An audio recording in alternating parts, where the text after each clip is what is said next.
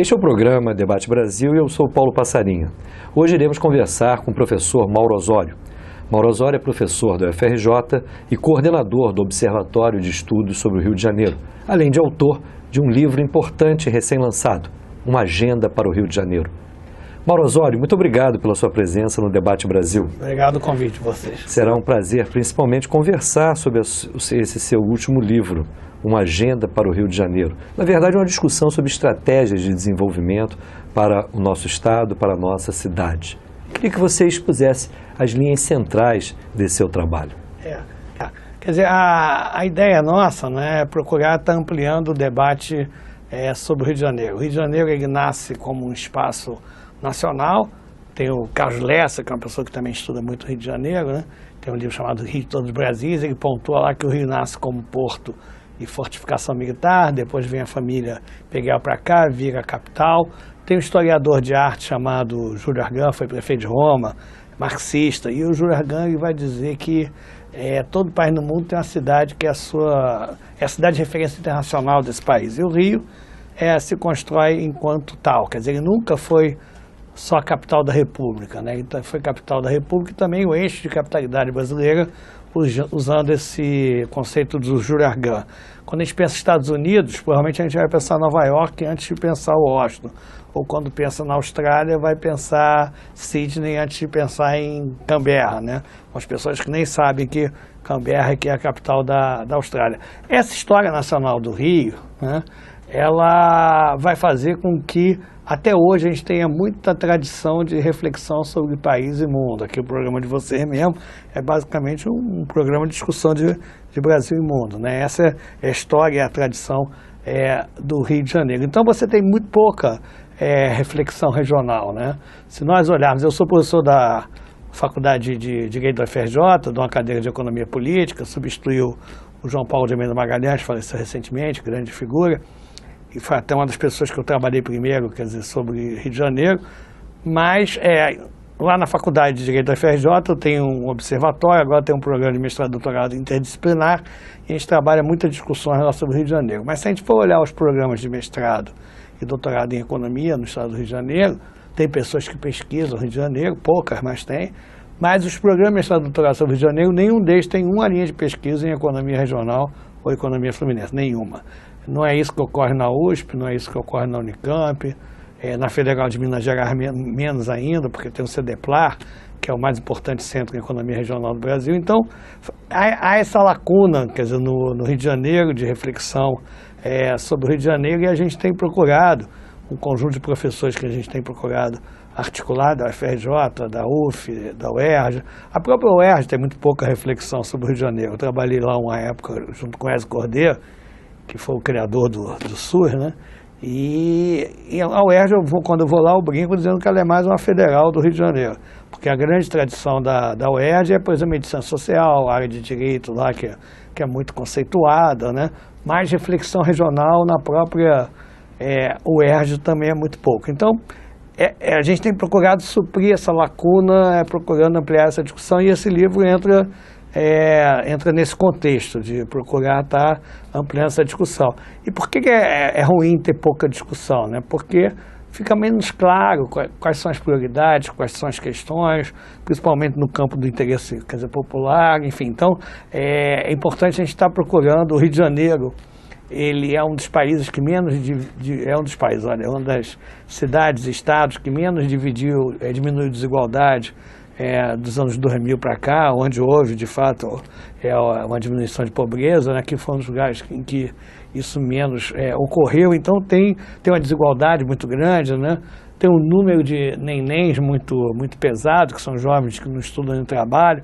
Recentemente aí teve essa polêmica agora da praia, dos arrastões, e os meninos vinham da favela do Jacarezinho. Se você for olhar lá, você vai ver que 38%, de acordo com o censo 2010 do IBGE, 38% dos jovens que moram na favela do Jacarezinho estão sem estudar nem trabalhar. Agora, Mauro, você citou que, apesar de uma redução importante da desigualdade no país do início dos anos 2000 até agora, no Rio de Janeiro isso foi menos sentido. Apesar de termos tido taxas de crescimento econômico, me parece, acima da média nacional. Você me corrige, por favor.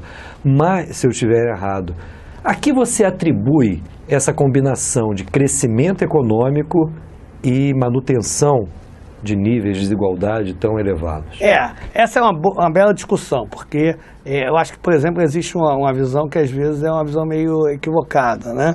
Por exemplo, pessoas que dizem que é por conta, nós estamos até numa casa aqui que tem a participação da IPET, e as pessoas dizem que isso é por conta do petróleo, quer dizer, trabalham o petróleo como uma maldição em si, né? Se a gente for olhar a Noruega, você vai ver que a Noruega tem uma taxa de desemprego de 2%. Nos Estados Unidos, a região de Houston é dos que tem menor taxa de desemprego nesse momento, né? Então, o petróleo pode ser um problema, mas ele pode ser também uma oportunidade. Então, eu acho que o fato da gente ter diminuído menos desigualdade não é porque, às vezes, fala, não, é uma região que naturalmente ia ocorrer isso porque tem petróleo, que não tem menor sentido, não faz o menor sentido, mas é porque o Rio de Janeiro tem alguns problemas. Primeiro, quando há uma mudança da capital, você entra num processo de decadência da cidade e do estado, que você também não consegue reverter. Primeiro que o brasileiro achava que Brasília não se consolidaria. Isso é uma coisa muito interessante, né? Já que a gente gosta de discutir também temas nacionais, mas a UDN votou tudo que o Juscelino tinha pedido, achando que o Juscelino, na verdade, não ia fazer Brasília e que ia desmoralizá-lo, né? Essa descrença com a Constituição de Brasília, principalmente no prazo, e depois se ela se consolidaria ou não, a maioria das pessoas da Cidade de Janeiro achavam que ela não se consolidaria, o próprio Carlos Lacerda postava muito nisso, faz a política da Bela Cap, né? Essa transferência da capital, você demorando a entender, né, as consequências que isso teria para o Rio de Janeiro, esse é um primeiro ponto para a não construção de estratégias que procurassem reverter isso. A carência de reflexão também vai ajudar para lobbies funcionarem e você ter mais dificuldade de estratégia. E, Paulo, uma coisa curiosa que aconteceu no Rio de Janeiro foi que, com o golpe militar, a região que mais sofreu foi o Rio de Janeiro. O debate nacional acontecia aqui. A esquerda foi toda logo caçada, os sindicatos muitos dizimados, colocando pelegos, né? Lá o nosso sindicato dos economistas, a gente levou muito tempo para conseguir recuperar, né? Enfim, então, depois o Lacerda que também foi caçado, porque o Lacerda foi o líder civil de 64, não foi para os militares centralizarem o poder. Foi para eles entrarem, até ajudarem um pouco a limpar a área, né? E o Carlos Lacerda vir candidato a presidente e ser eleito em 65. Só que o poder é gostoso, os militares chegaram, resolveram ficar, né? E aí quem não gostou da brincadeira foi o Lacerda cria frente ampla com Juscelino e João Goulart. Aí quem não gasta são os militares, e aí eu entrevistei o Mauro Magalhães, que era o jovem líder do lacerdismo na Assembleia Legislativa da Guanabara, e ele me disse que todos os lacerdistas que tinham mandato e foram para a frente ampla foram caçados, né?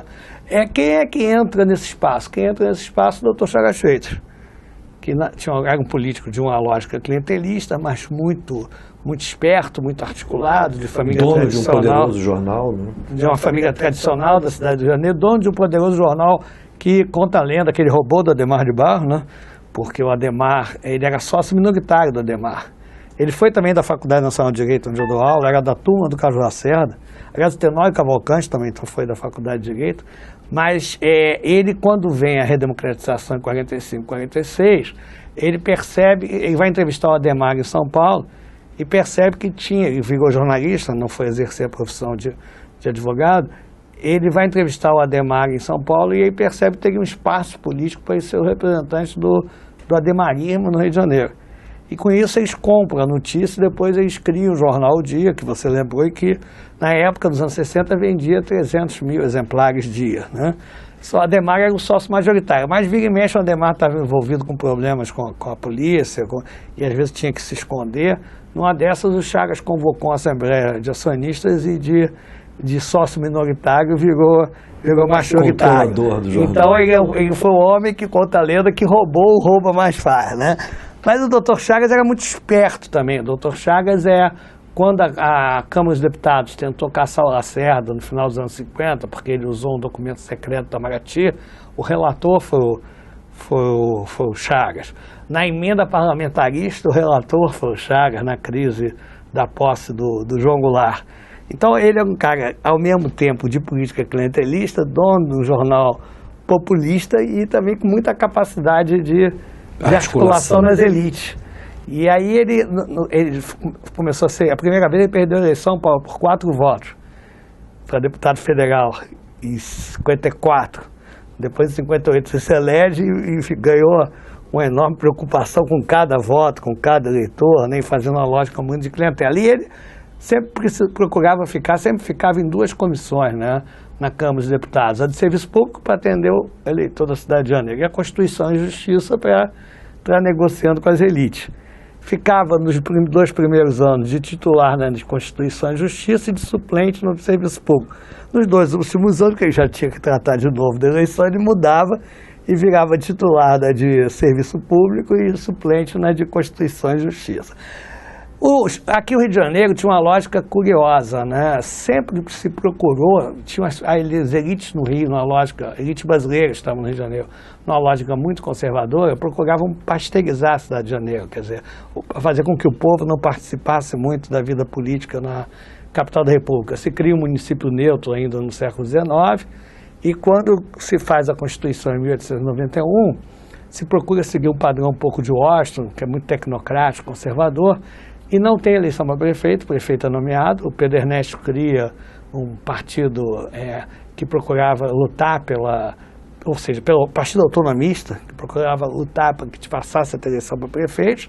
Ele foi eleito, a única vez que foi eleito, mesmo assim pela Câmara de Vereadores, foi o Pedro Ernesto, quando foi prefeito, mas o prefeito indireta. Mas o prefeito, desde a Constituição de 1891, fora esse interregno aí com o Pedro Ernesto, ele era nomeado pelo presidente.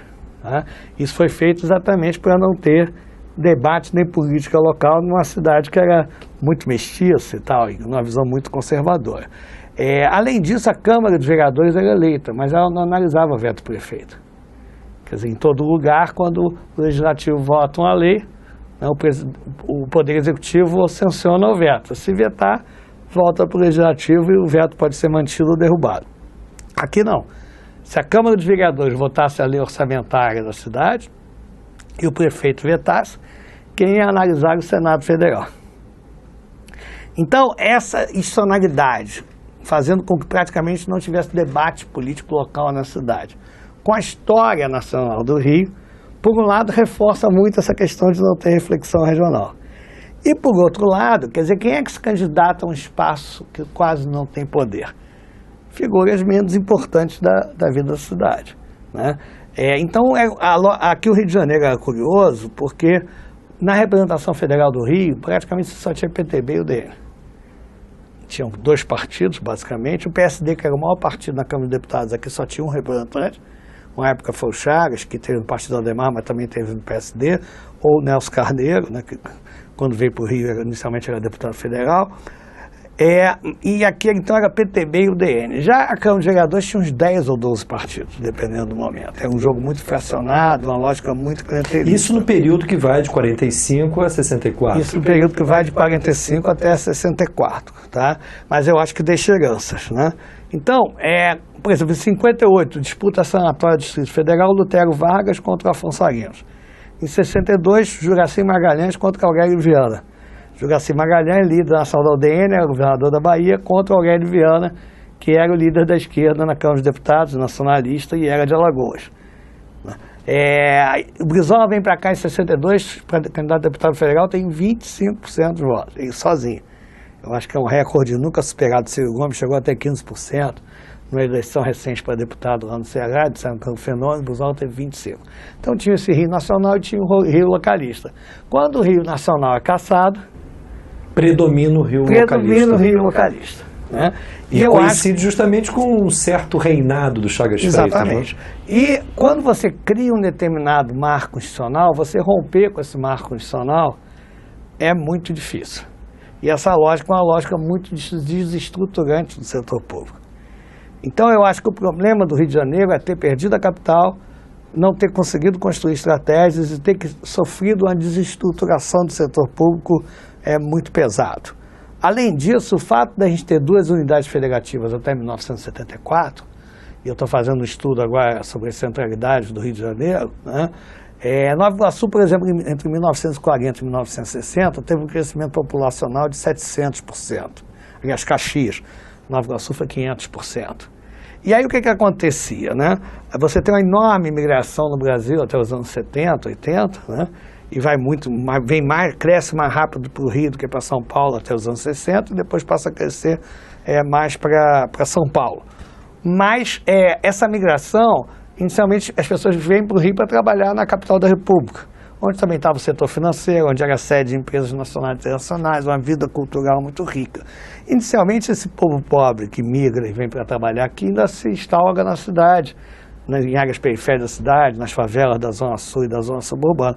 Depois começa a ter uma enorme ocupação da periferia metropolitana. Principalmente Baixada Fluminense no primeiro momento. Principalmente Baixada Fluminense no primeiro momento. E o antigo Estado do Rio não tinha recursos para atender essa demanda nova de serviços públicos. Então essa periferia metropolitana, ela vai nascer de uma forma muito mais precária do que a de São Paulo. Primeiro porque inicialmente ainda cresce mais rápido. Segundo que os recursos fiscais arrecadados no Distrito Federal e depois na Guanabara só podiam ser investidos no Distrito Federal e na Guanabara. Então isso cria uma região metropolitana praticamente muito mais desigual e com a periferia metropolitana muito mais precária que a de São Paulo e Belo Horizonte. Bem, a grande questão é que nós temos hoje um passivo muito grave. Você mesmo se referiu aí à manutenção de níveis de desigualdade muito significativos, apesar de, nesses últimos anos, nós termos tido um crescimento econômico relevante. Você vai me responder a respeito disso, mas no próximo bloco, porque nós vamos agora a um breve intervalo e eu quero lembrar a vocês, nossos telespectadores, que todos os nossos programas de Debate Brasil encontram-se disponíveis no YouTube. Lá você poderá localizar não somente a entrevista com o professor Mauro Osório, como outras entrevistas que temos feito nesses últimos anos. Dentro de instantes estaremos de volta.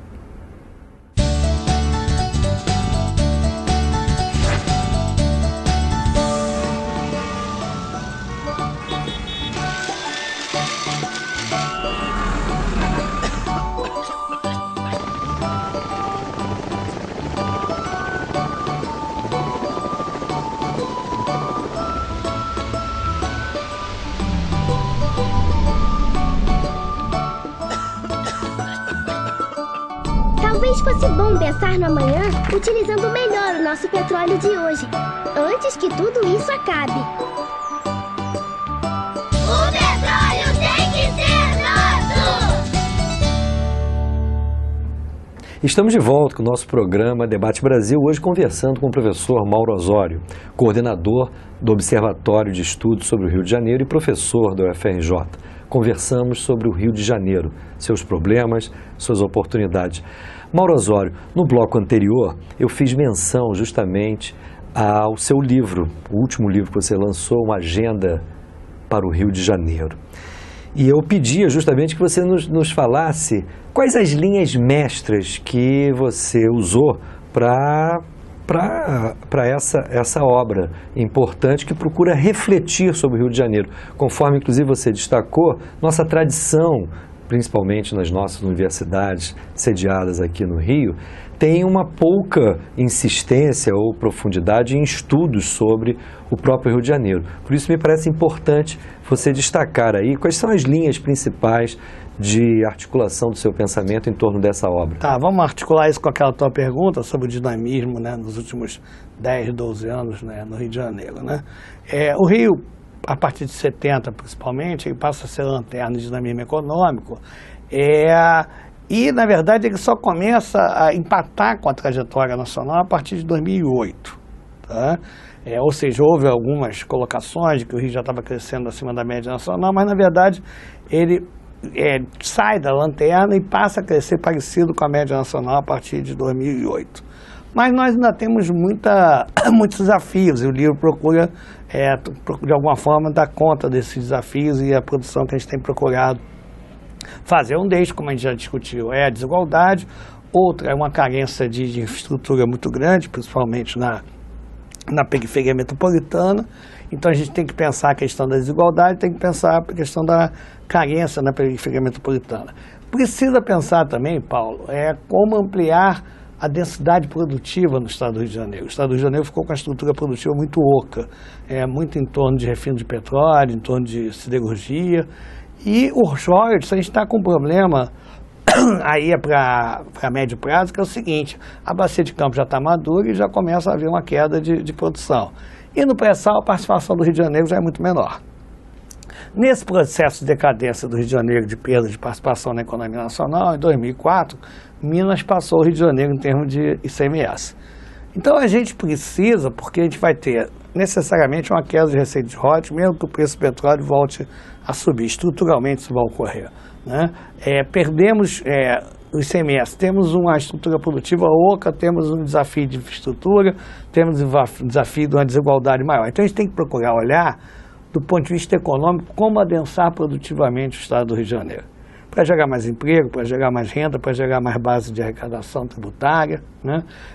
A Baixada Fluminense não é dormitório, municípios como Caxias, às vezes as pessoas acham que lá tem uma receita alta, não tem. É uma receita menor do que a média do estado do Rio de Janeiro, dos municípios. O dinheiro é mal gasto, mas também tem pouco dinheiro e não tem muito dinheiro mal gasto. Tem pouco dinheiro. E uma população muito grande. Uma população, né? de 800 mil habitantes. Né? A ideia da Redu que está lá, às vezes, gera uma visão que não é a real. Então, nesse livro, quer dizer, a gente tem discutido muito isso, e o Rio de Janeiro tem uma janela de oportunidades importantes do ponto de vista econômico, uma delas em torno do petróleo e gás. Né? Mesmo a perspectiva do petróleo ficar no que vem aí entre 55, 50, 60, rodando por aí, mas isso viabiliza, continua viabilizando o pré-sal. Petrobras está se reestruturando, a gente espera que a política de conteúdo local continue e, se a gente olhar, o Luciano Coutinho se consolida no Brasil como estudioso da área de estrutura produtiva e de indústria, a partir do primeiro trabalho que ele faz em 91, depois ele atualiza em 95, e ele agora no BNDES ele contratou um pool de universidades que atualizou novamente esse trabalho. Esse trabalho mostra a enorme, quer dizer, o pré-sal muda totalmente a escala da produção de petróleo no Brasil, e se a gente tiver juízo e tiver uma estratégia e tiver política de conteúdo local, isso pode inclusive reindustrializar, contribuir fortemente para uma reindustrialização da economia brasileira. E aí o Rio de Janeiro tem muita janela de oportunidade, mas tem que planejar. E tem artigos aqui que discutem isso. Por quê? Porque nós temos uma vantagem e um problema. Uma vantagem de São Paulo está perto e um problema de São Paulo está perto. São Paulo tem muito mais infraestrutura do que nós, e São Paulo já tem uma base industrial muito forte. Então, tudo que pode atender o petróleo já tem em São Paulo, vai crescer em São Paulo. Mas tem muita coisa que ainda não tinha escala no Brasil. Isso o Rio de Janeiro pode atrair para a nossa periferia metropolitana, que hoje não é dormitório, para a Zona Oeste, né? Desde que se crie infraestrutura lá que hoje não tem. Então, essa é uma primeira janela de oportunidade, que está em torno do chamado complexo petróleo e gás, que passa por serviços de engenharia, passa por uma série de atividades industriais. Tem muita tecnologia híbrida, né? O Parque Oceânico da FRJ chegou a tecnologia para a exploração das ondas do mar. A tecnologia para enxergar o fundo do mar já está sendo usada na área de cinema e vídeo. Então, claramente, uma área essa, eu discordo totalmente que o petróleo necessariamente é um problema. Para o estado do Rio de Janeiro é uma oportunidade, mas precisa ter planejamento e coordenação de políticas. Então, o que a gente enfatiza nesse livro o tempo todo é a necessidade de planejamento e coordenação de políticas. Ou seja, você tem que ver qual é o conjunto de políticas necessárias para a gente aproveitar essas oportunidades em torno do petróleo e gás. Com relação a essa indústria, me perdoe te interromper, há muitas preocupações de setores ligados ao meio ambiente, à defesa do meio ambiente. Isso é possível de ser equacionado com um bom planejamento? Eu acredito que sim. Você pega, por exemplo, na Noruega e de outros países, eu acho que é totalmente possível. É claro que você tem que discutir. Mas a nossa tradição não tem mostrado muito cuidado em relação a isso. Não. Mas eu acho que isso é possível. A gente tem que aproveitar o conhecimento tecnológico que a Petrobras tem, que é uma coisa extraordinária, né? E ver como é que compatibiliza essas duas coisas. Porque também, se a gente não tiver estrutura produtiva, a gente também não tem receita pública. Se a gente não tiver receita pública, a gente não tem como dar conta do desafio de saneamento, de água, de esgoto, de educação pública. Especialmente nessa periferia. Exatamente. Né? Então a gente tem que entender que o lado econômico e produtivo não necessariamente é um problema e necessariamente ele tem que fazer parte da solução. E aí é claro que a questão ambiental tem que estar integrada e articulada a isso. Mas hoje exatamente por essa pobreza, essa carência de recursos públicos na periferia e uma lógica política, principalmente na periferia, particularmente clientelística, aí é que vai tudo para o brejo, inclusive a questão ambiental, né?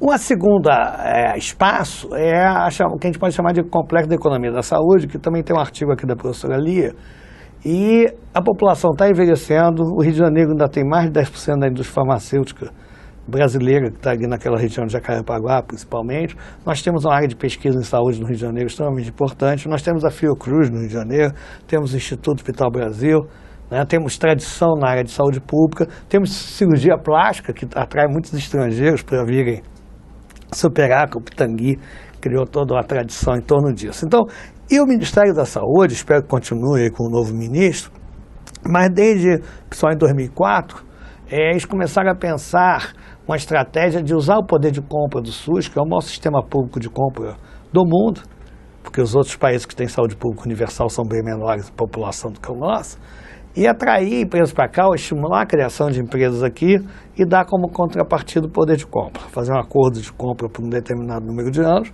e a Fiocruz pilotando transferência de tecnologia.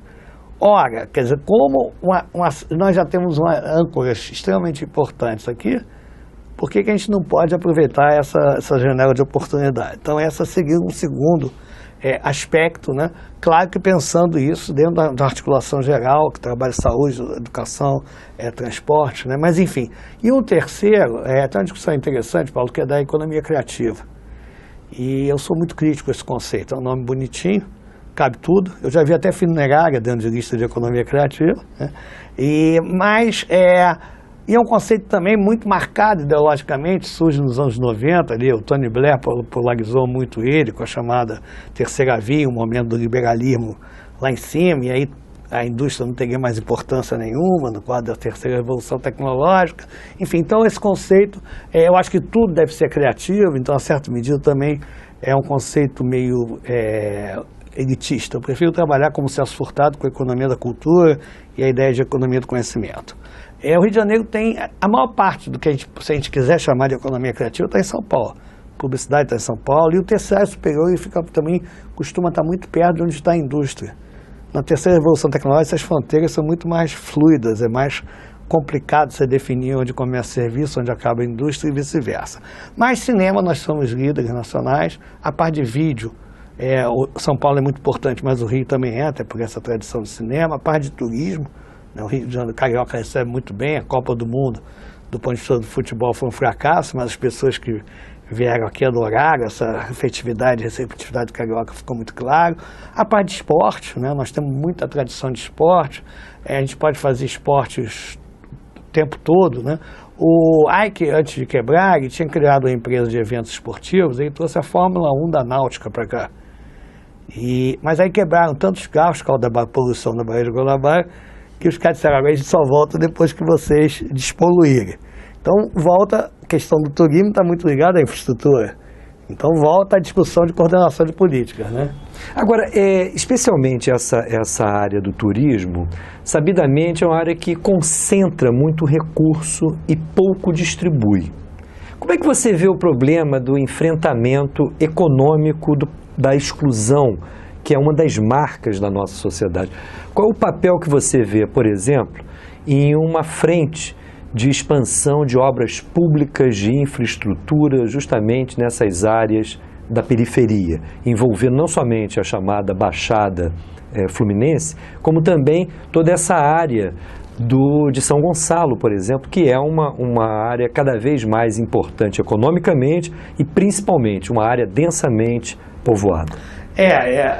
Se é importante economicamente, eu acho que a gente pode discutir, porque é dormitório, né? Mas há o projeto do Comperj, por exemplo, que trará uma nova dinâmica para aquela área. Você vê como os debates no Rio de Janeiro são feitos de forma absolutamente irresponsável, e a falta da universidade mais presente, o mal que isso faz. Se divulgou na época do Comperj que o Comperj poderia gerar 200 mil empregos. Aí eu fui atrás disso, era um trabalho da BNDES, mas era no Brasil inteiro. Era no Brasil inteiro se você tivesse o Comperj na sua melhor expressão, feita a partir da NAFTA, e com todo emprego direto, indireto e efeito renda, tá? e com a indústria de plástico vindo para o Rio de Janeiro. Enfim, na verdade, esses 200 mil era miragem, mas a imprensa comprou isso, enfim, o poder público estadual, federal, municipal, isso foi uma absoluta irresponsabilidade, né? O que o Comperj ele vai ser no curto prazo, né? Vai terminar, provavelmente, a obra está 80% pronta, é uma refinaria. Vai ser importante para Itaboraí, porque vai gerar alguma receita pública adicional, porque... Mas o projeto previa 2 refinarias e um complexo petroquímico também. Isso, né? Mas esse complexo petroquímico, primeiro que nunca teve nenhum acordo acionário para isso.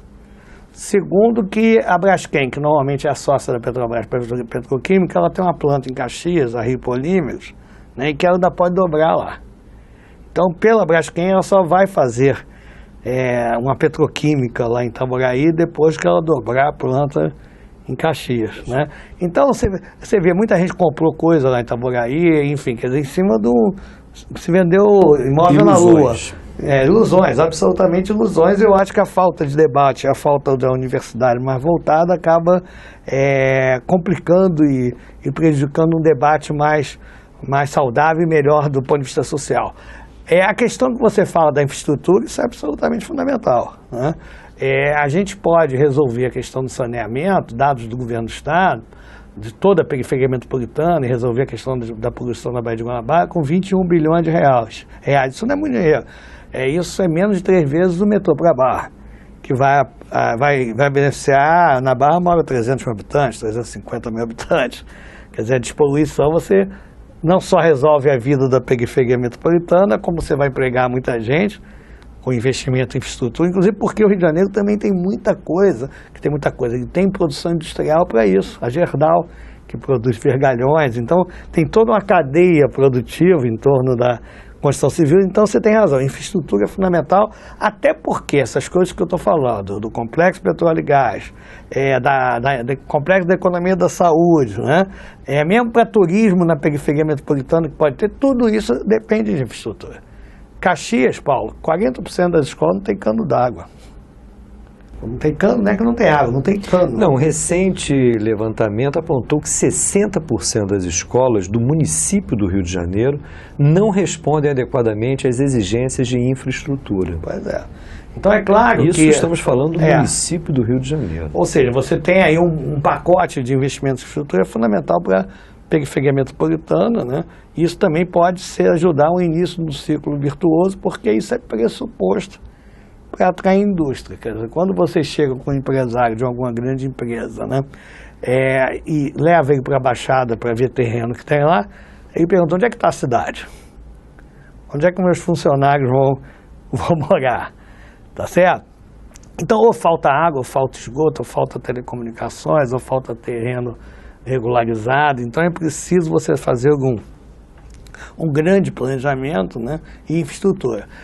O governo do estado mandou agora um projeto para a LERJ de criar uma agência metropolitana. Quer dizer, é uma iniciativa positiva. São Paulo e Minas já avançaram bem mais. Nós tivemos a Fundrem, né? Eu fui estagiário lá, fui estagiário do Milton Santos, lá, grande geógrafo, né? Mas, enfim. Então, agora, essa agência precisa ter corpo de carreira, quadro técnico, ter previsão de concurso público, né? Enfim, quer dizer, conseguir construir de fato uma parceria com as prefeituras. Mas é interessante porque o novo Estatuto das Metrópoles obriga que uma série de obras de infraestrutura necessariamente tem que se dar através de parceria.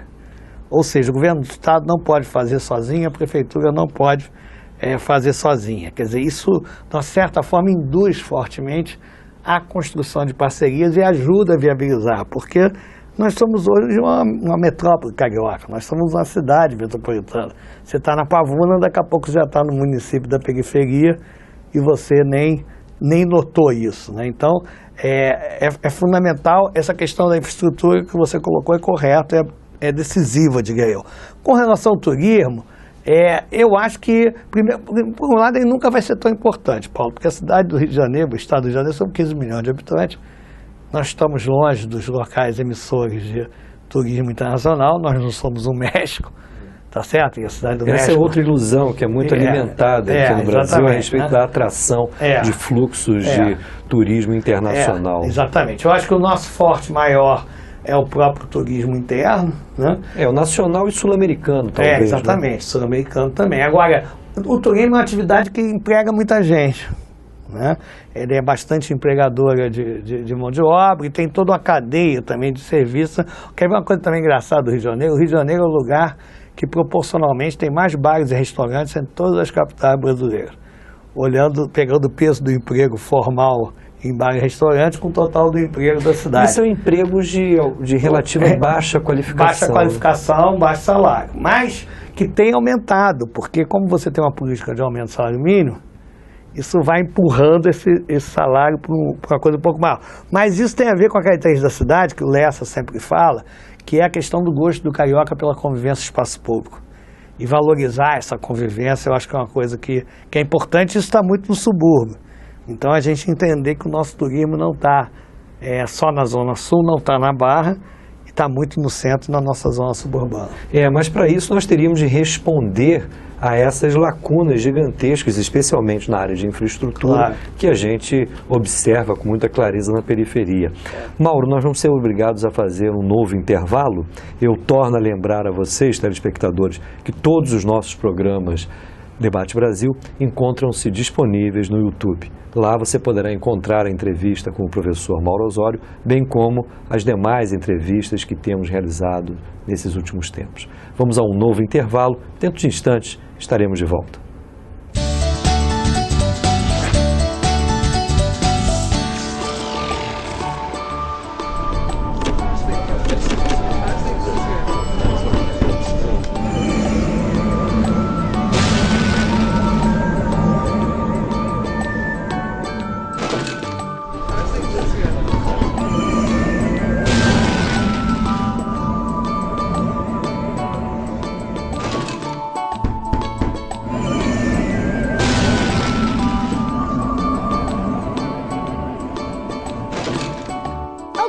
Está errada, não é? Pense bem, para onde vai o nosso patrimônio? Por que devemos leiloar o nosso petróleo? O petróleo tem que ser nosso! Voltamos com o nosso programa Debate Brasil, hoje conversando com o professor Mauro Osório, professor da UFRJ e coordenador do Observatório de Estudos sobre o Rio de Janeiro. Mauro Osório, no último bloco você explorou aí várias alternativas que o Rio de Janeiro teria para suas estratégias de desenvolvimento. E uma das questões que você chamou atenção é para os níveis de desigualdade que marcam a nossa população e o nosso território. Eu me recordo que é uma pressão muito grande, o Rio como uma cidade turística e muito valorizada, especialmente na sua zona sul, concentra investimentos de uma maneira desproporcional em um arco que talvez vá da Tijuca à Barra da Tijuca e passando principalmente hoje pela área do Porto, que está sendo revitalizada, sob diferentes enfoques, merecendo muitas críticas por conta disso, na medida em que se procura valorizar uma área sob o ponto de vista empresarial, e muitos chamam a atenção que essa área deveria ser também valorizada sob o ponto de vista residencial, aproximando inclusive a oferta de residências daqueles locais onde se oferta emprego no Rio de Janeiro. Como é que você vê essa discussão? Eu acho que na metrópole carioca nós temos, na verdade, duas cidades metropolitanas, né? Uma que pega a área de planejamento 2 da cidade de Janeiro, que é a Zona Sul mais grande de Tijuca, que é o grande circuito de classe média, né? Além disso, você tem a Barra e você tem Niterói, que também é uma área de classe média. Exatamente por isso, se a gente olhar onde tem parques públicos na região metropolitana do Rio de Janeiro, todos estão dentro ou da cidade do Rio de Janeiro ou o Parque de São Bento, em Niterói. Chegar isso não tem mais nenhuma área. Eu tenho um amigo que mora na área de classe média em Nova Iguaçu, ele não tem uma praça com escorrega, com balanço, para levar o filho dele pequeno que ele está no segundo casamento. Bom, dentro por exemplo, você fez o Conta a Lenda, que a gente pegou para dispoluir a Baía de Guanabara, dinheiro dos japoneses, fez as centrais coletoras, e na época parece que o governo do estado ia repassar para a prefeitura o esgoto para a Barra, ia ser feito privadamente, houve uma briga entre o prefeito e o governador, e acabou pela pressão, quer dizer, da classe média, classe alta moradora da Barra, o recurso que o governo do estado já tinha para fazer a rede, né, na periferia metropolitana, acabou fazendo o emissário submarino da Barra, né, descontado por um professor da área de saneamento do FRJ para mim. Então, essa tua pergunta faz todo sentido, e as periferias elas tendem a ser invisíveis, e numa região em que a política se desestruturou, isso acontece com muito mais violência, e também numa história que gera uma desigualdade muito maior. A questão da zona portuária é uma oportunidade, quer dizer, importante, né? Você está melhorando ali em termos de infraestrutura, mas na atual regulação, o que eu ouço dos especialistas que conhecem mais especificamente esse assunto é que não vai ter moradia lá. Mesmo ou muito pouca moradia. Já existe, né? Enfim, a prefeitura está fazendo alguns esforços agora de algumas mudanças legislativas municipais, mas não vai resolver, aparentemente. O empreendimento empresarial dá muito mais dinheiro do que o residencial. Então, hoje em dia, ali, o sistema é o seguinte, quer dizer, a prefeitura criou um instrumento chamado CEPAC, que você compra um direito de construir. Então, se você quer verticalizar, você paga por isso. E se você for fazer empresarial, você paga mais do que se for fazer residencial. Só que a margem de lucro do empresarial é tão maior que na medida em que a zona portuária tenha êxito, que possivelmente vai ter, provavelmente vai ter, mas também não é certo, né? Vai ser, na verdade, empresarial. E a informação que eu tenho é que em São Paulo, onde estão fazendo projetos de melhor uso das suas zonas centrais, a regra da regulação é o seguinte: metade pode ser empresarial, a outra metade ou é residencial, não faz nada. Além disso, o ideal é que você também tenha uma política social para a habitação popular, né? Tem uma frase do Carlinhos Brown que ele diz o seguinte: eu nunca fui rico, eu só não tinha dinheiro, né? Então eu morava num local culturalmente rico, né? Tem outra frase que eu gosto muito, que é: a cidade quanto mais segregada, mais violenta, quanto mais integrada, mais inovadora. Então você está misturando as classes sociais, é importante, é claro que existem às vezes alguns preconceitos com relação a isso, não é fácil, mas é uma coisa que é absolutamente fundamental. A nossa zona central ela tem 35% do emprego da cidade do Rio de Janeiro. É bem maior do que a zona central de São Paulo em termos de percentual. E ela responde por quanto em termos de... Moradia é menos de 5%. Menos de 5%. Então, se você aproxima ali moradia e emprego, você melhora a qualidade de vida, você faz com que tenha menos violência ali, porque vai ter gente circulando de dia e de noite no final de semana, vai melhorar o trânsito consideravelmente na região metropolitana. E quando você vai para a nossa zona oeste, né, mais tradicionalmente conhecida como zona oeste, que é Santa Cruz, Bangu, Realengo, né?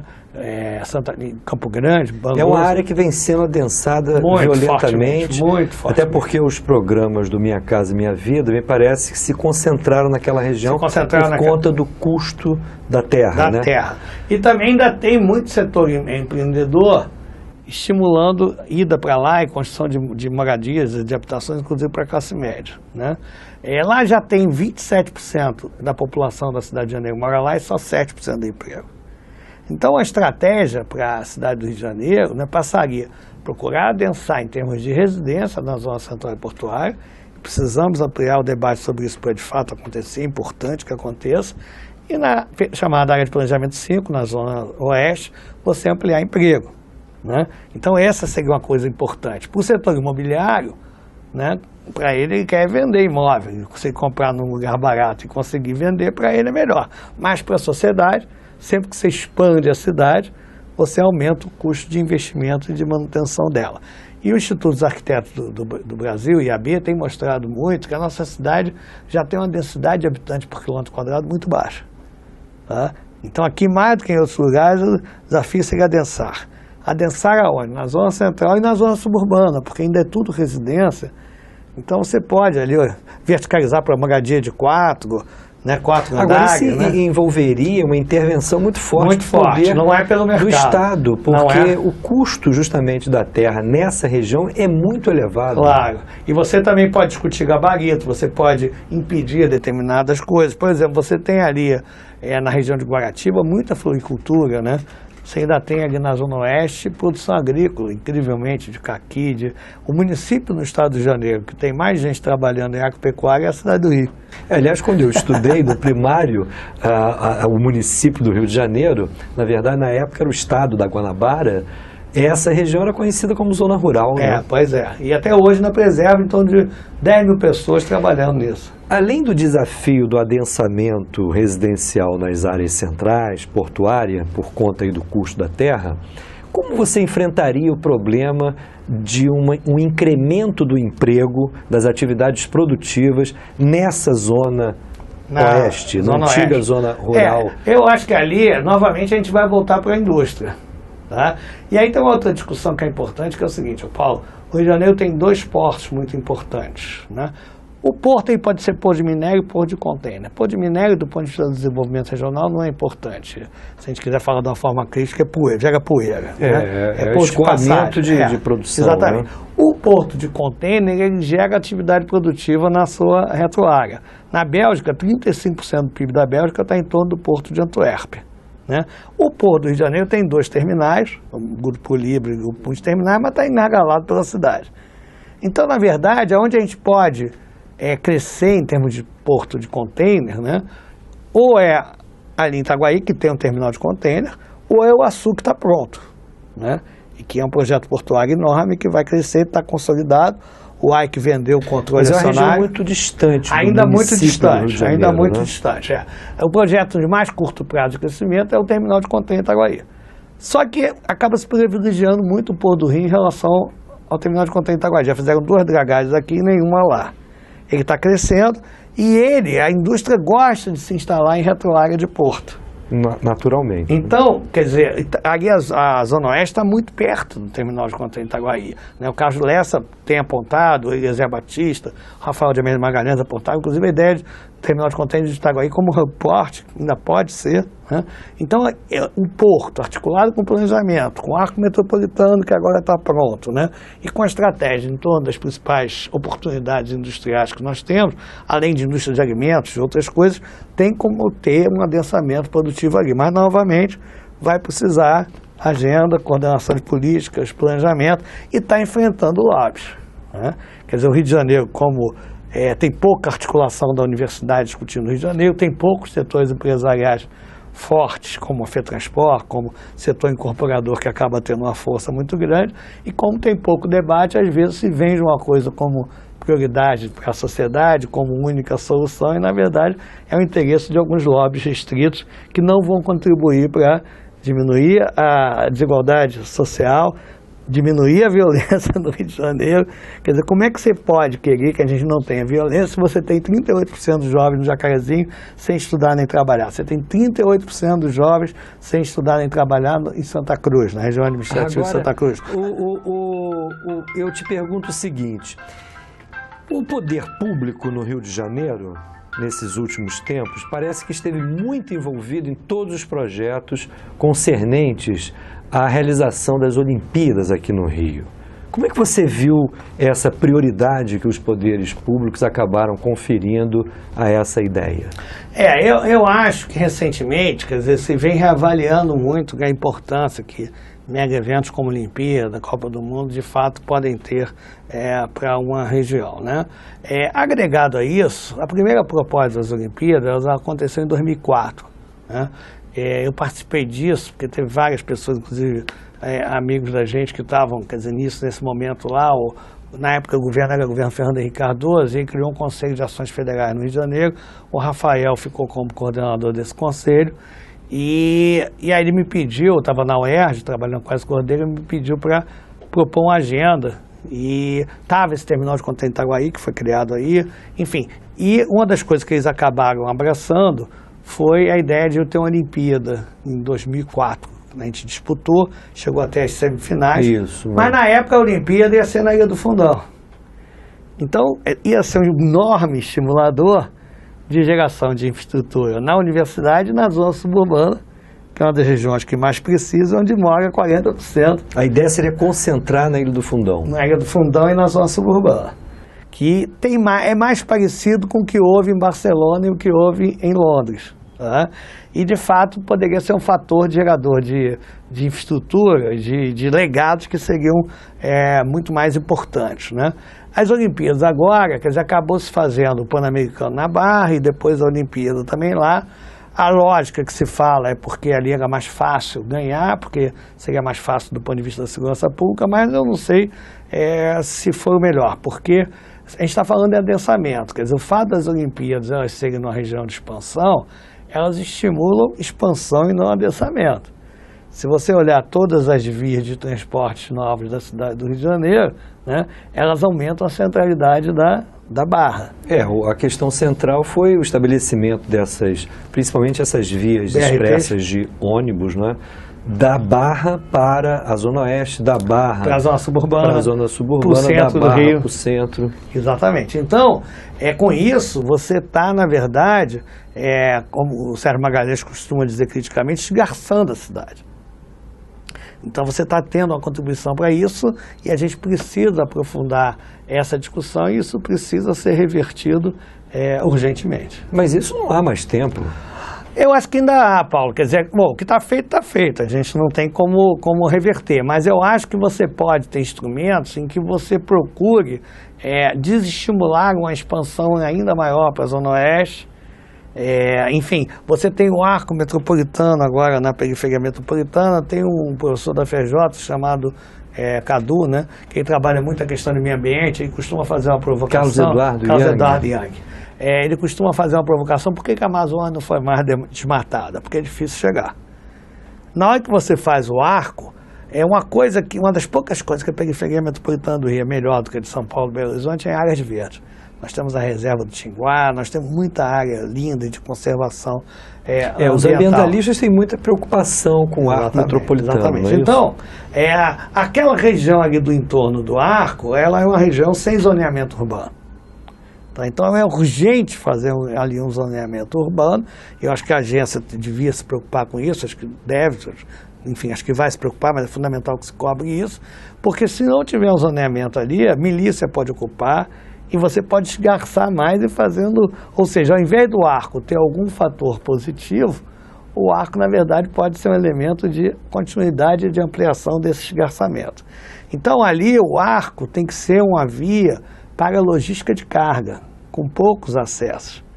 Quer dizer, você não pode induzir mais moradia naquela região, então isso tem que ser feito.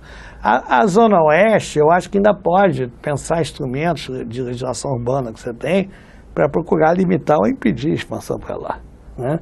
E ao mesmo tempo que você amplia aqui na zona suburbana e na zona central. Eu acho que é uma guerra perdida com relação à expansão que já teve, mas eu acho que é uma guerra não perdida em termos de investimentos, em termos de procurar inverter isso a partir de investimentos e a partir de uso de instrumentos de regulação.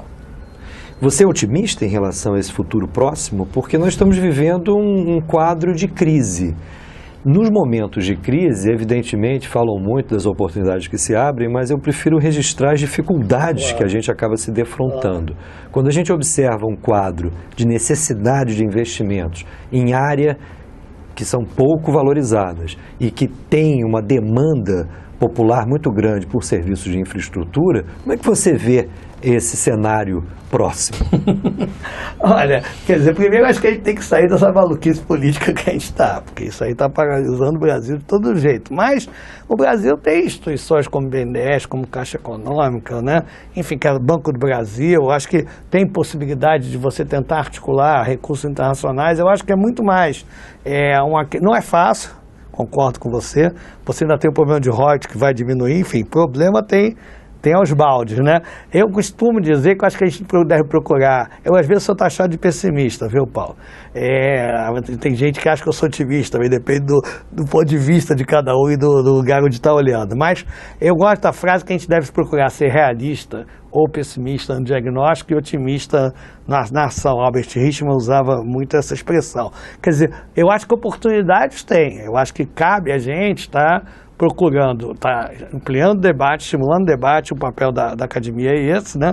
E está procurando fazer esse debate do ponto de vista político, né? Eu acho que essa alternativa é por aí, né? E tentar também que forças políticas e setores que não estão se beneficiando, quer dizer, de determinadas hegemonias que existem hoje, apontar que existem alternativas, né? Então não é simples, mas se a gente também for achar que é impossível, aí a gente senta no meio-fio e chora, né? O grande problema é recuperar esse protagonismo para o Estado, me parece. Claro. A gente falou muito aqui em planejamento, isso diz respeito à valorização do Estado, à valorização das carreiras que possam fomentar o planejamento dentro do Estado de uma maneira estável, perene. E, sob o ponto de vista dos recursos, há muita ilusão com relação justamente ao aporte de recursos externos. Para boa parte das nossas demandas, o que nós precisamos é uma decisão política de investimento em recursos nacionais. Afinal, construir casas, construir estradas, construir melhores meios de transporte, me parece que hoje passa fundamentalmente por um esforço nacional interno. Claro. Seria possível pensar numa reversão de uma tendência que hoje aponta ao contrário, para a diminuição do Estado, para uma demonização dos investimentos públicos? Aí, inclusive, aí tem uma coisa importante, Paulo, que é o seguinte: nós temos muito menos recursos públicos do que as pessoas pensam. Nós somos o 7º PIB per capita, mas nós somos o 61º, nós somos o 7º PIB e o 61º PIB per capita. Então nós temos uma carga tributária alta, mas sobre uma base de arrecadação e uma base de riqueza que ainda é baixa. Então o Brasil hoje dispõe em torno de $3 mil de receita pública por habitante, os países europeus é mais de 20, chega até 30. Bom, então a gente tem que ser pobre, porém limpinho. Mas esses recursos também podem ser usados de uma forma muito melhor, né? A gente não pode continuar com essas taxas de juros estratosféricas e, a partir disso, você tem uma reversão e tem políticas e oportunidades, deve discutir melhor do ponto de vista social essas oportunidades. A outra questão é que quanto mais ONG tiver, quanto mais debate social melhor, mas quem tem escala para fazer política de infraestrutura, política de saúde pública, política de educação pública é o Estado. Então, quer dizer, se o empresariado pagar imposto direitinho, não sonegar, eu já vou ficar feliz da vida. Se quiser fazer benemerência, melhor ainda. Mas a gente tem que entender que a escala está com o Estado e com o poder público. Mauro Osório, muito obrigado pela contribuição que você deu ao nosso programa Debate Brasil. E eu agradeço a vocês, telespectadores, por essa oportunidade. Até a próxima.